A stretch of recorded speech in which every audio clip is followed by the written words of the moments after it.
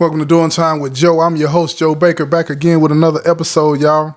In this episode today, I'm going to be talking about a recent murder case that went to jury trial a few days ago.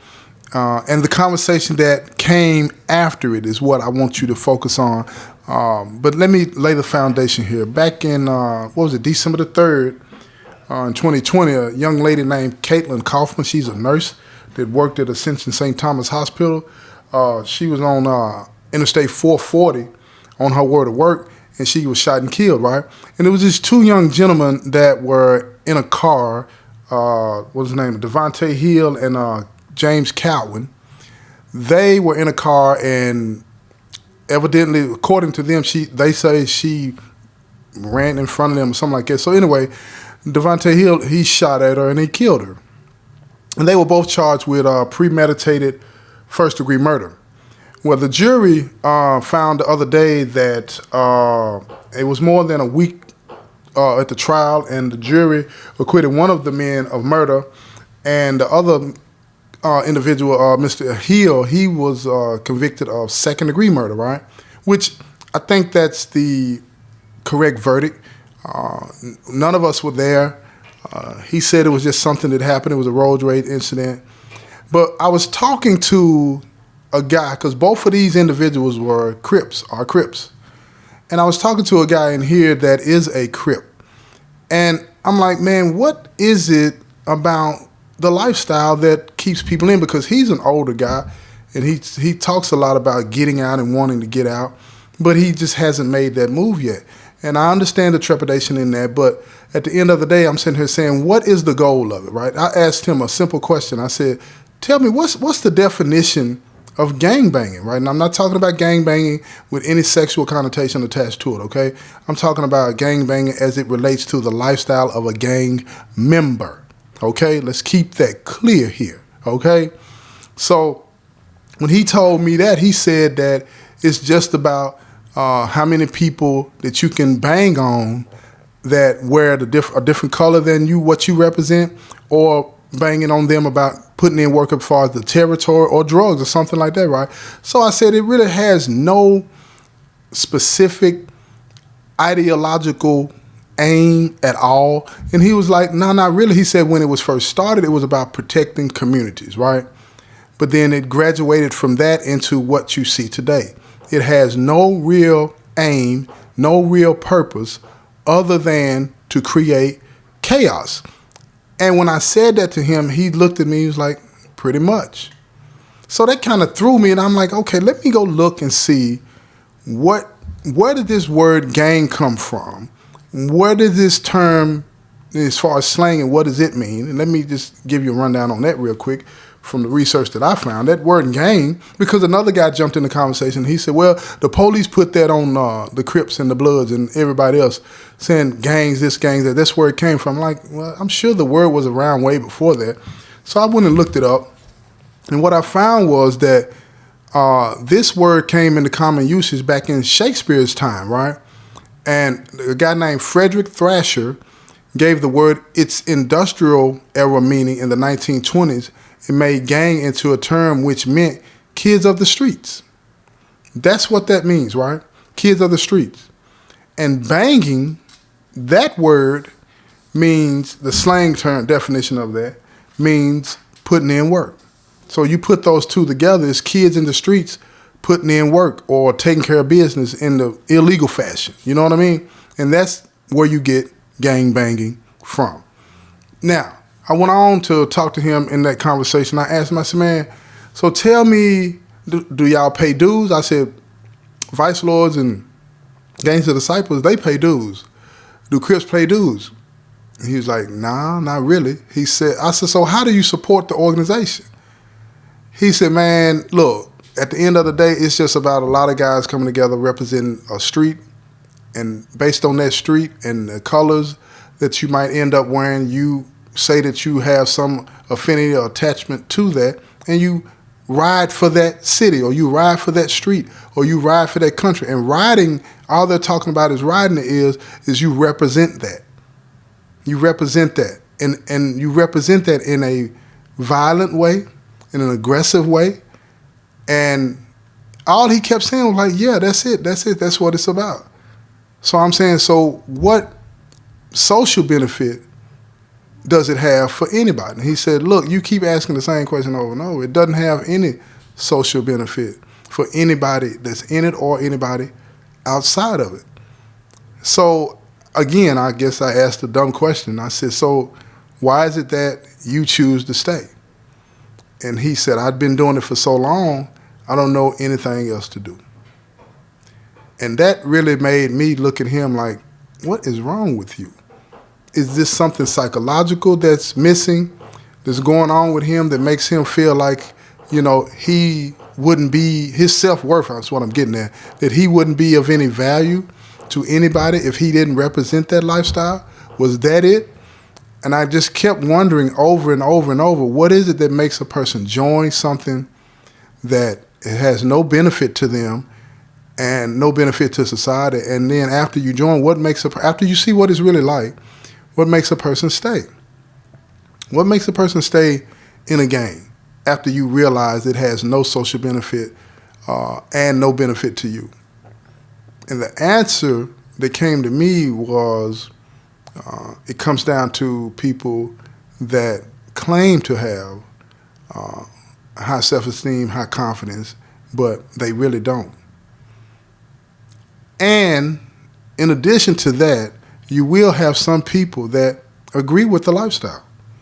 Now, we got to take that into account when we talk about these topics. Some people agree with it. Everybody is not coming from that angle of, I was tricked into it, or I joined because I lived in a certain neighborhood, this and that.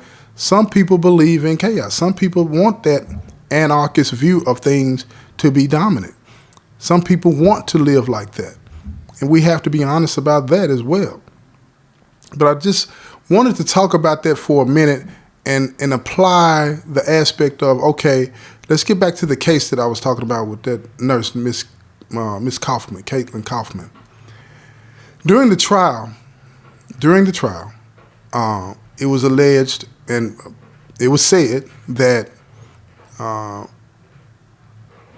Cowan, that was in the car, the young man, James Cowan, that was in the car, he was driving the car, and Hill was the passenger.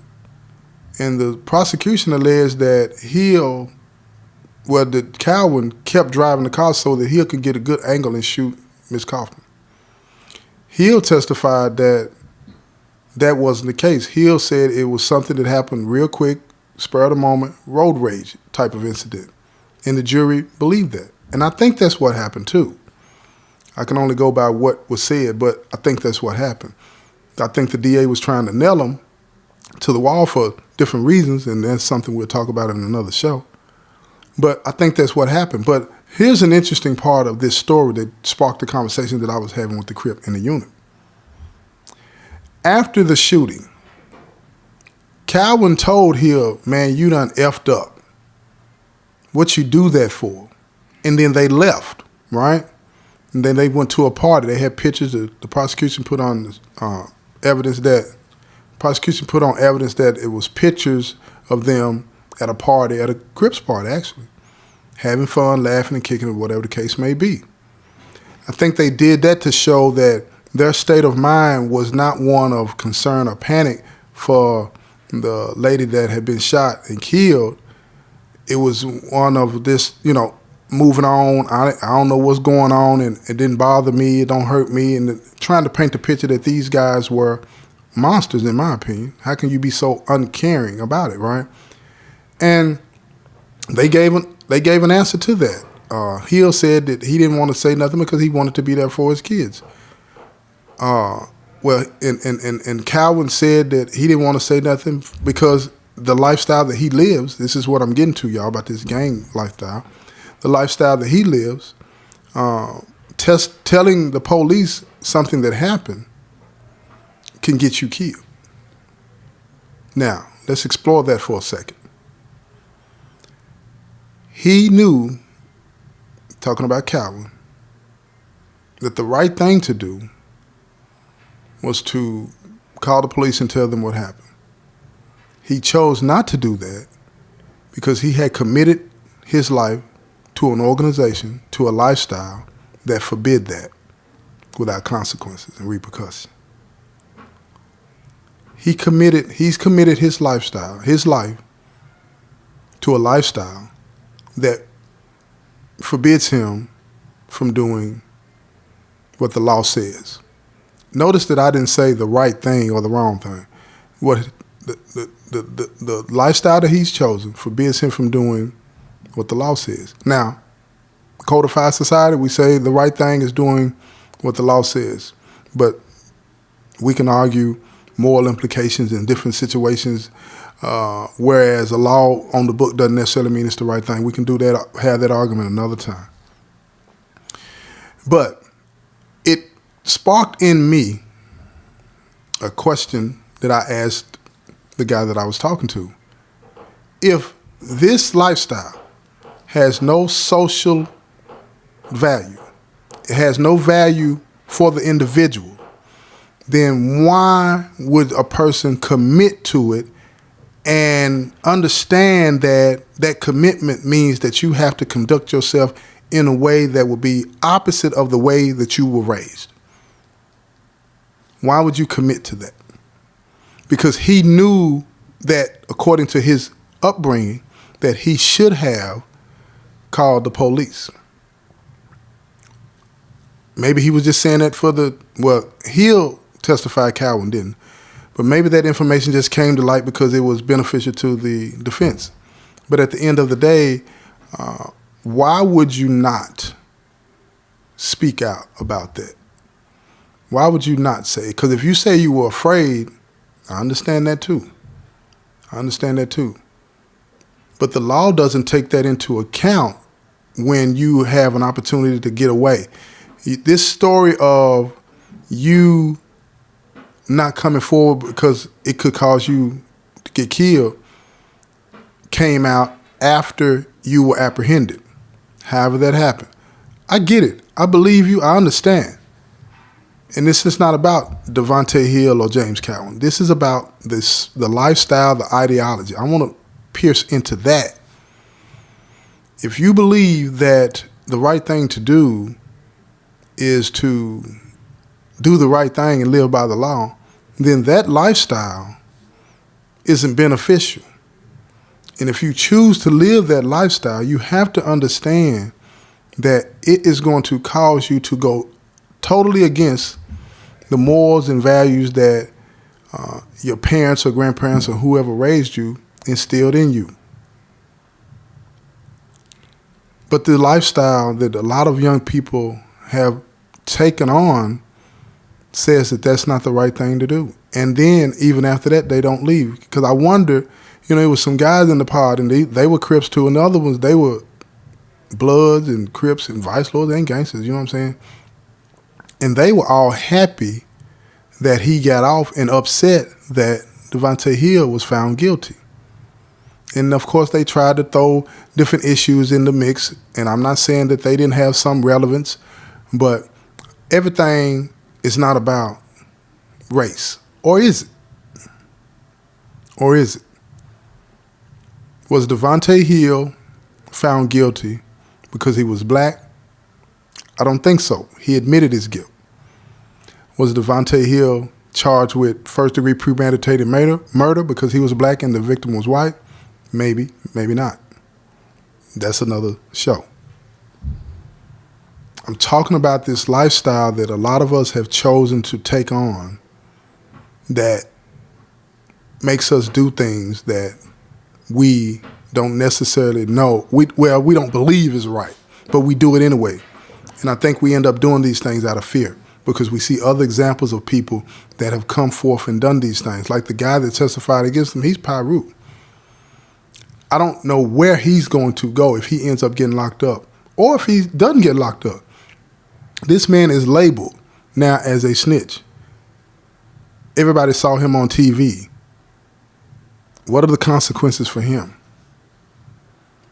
What are the consequences for him? Because what this says is somebody that came forward and gave up information about 2 gang members. Now, this person's life and his family, their lives could be in jeopardy. But let's say that were a person in the community that saw what happened passing by and they testified. Their life wouldn't necessarily be in danger because they don't live that lifestyle. They don't live that lifestyle. It's kind of like they're hands off with them. But if it's somebody that's in the streets, in the mix, living a gang life, you are expected to keep your mouth shut. That's the part about the lifestyle. It's corrupting. It turns you into somebody that you're not. And the longer you stay in it, the more you participate in it, the more that part of you that is good erodes away. And you'll find it difficult to do the right thing when you know it's the right thing to do. And that's why I wanted to talk about, part of the reason I wanted to talk about this gang banging mentality. It's wrong. Any lifestyle that will prevent you from being honest and doing the right thing under difficult circumstances or any circumstances is a lifestyle that you should think about not participating in.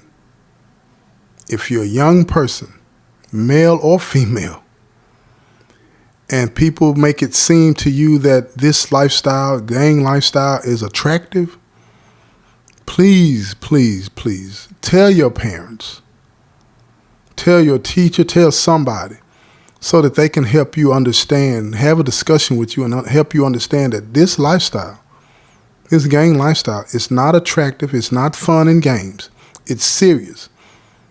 And when you pledge to it, you are pledging to die for it. Whether you die by the hand of your brothers and sisters or not, you're pledging to die for it. Commit yourself to a lifestyle that wants you to live, be happy, be honest. Because living a lifestyle as a gang member or gang banger, there's nothing to be proud about. It's fake, it's an illusion, and a lot of people will say otherwise. But I'm going to tell you something. The brother that I was talking to about this before I started decided to do this show, he wants out. He wants out. But he's really afraid to take that step. He doesn't know what his life will look like after that. He's been doing it for so long that he just does not know what his life would look like. And I tell him, look, I used to live the life. I used to live it. And life is good after it. Life is great after it. Even though I'm still in prison. I have a sense of freedom that I did not have when I was a part of it. I get to make my own decisions. I decide for myself what I'm going to involve myself in or not somebody else. And I think that's what he's missing. He doesn't really understand that yet. In time, hopefully he'll get it. I hope that he does. I pray that he does.